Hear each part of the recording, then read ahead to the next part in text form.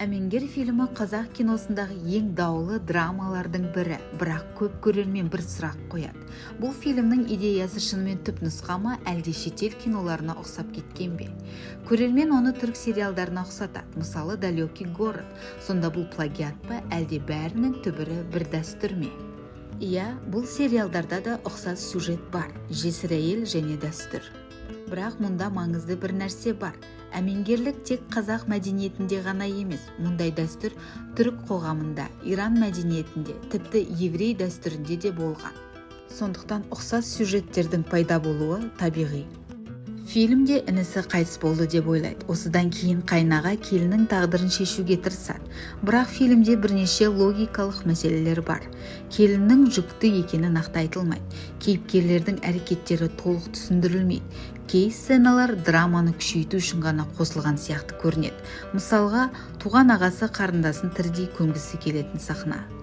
Фильмде 3 негізгі конфликт бар. Келін жеке тағдыры мен ішіндегі баласының болашағы. Ағасы бауырының баласын жетім қалдырмау.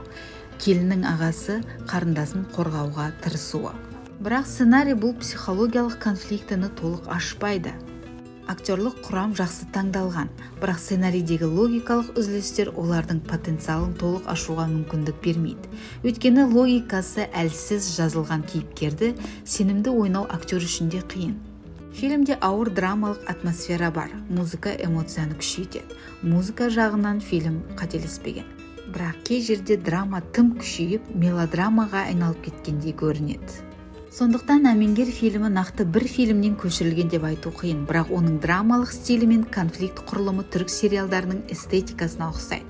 Ал негізгі проблема ол әлсіз сценарий. Айтпақшы, бір маңызды нәрсені ұмытпау керек. Көрерменді жылату фильмнің сапасын дәлелдемейді. Эмоцияны музыкамен де, драманың күшейтуімен де жасауға болады.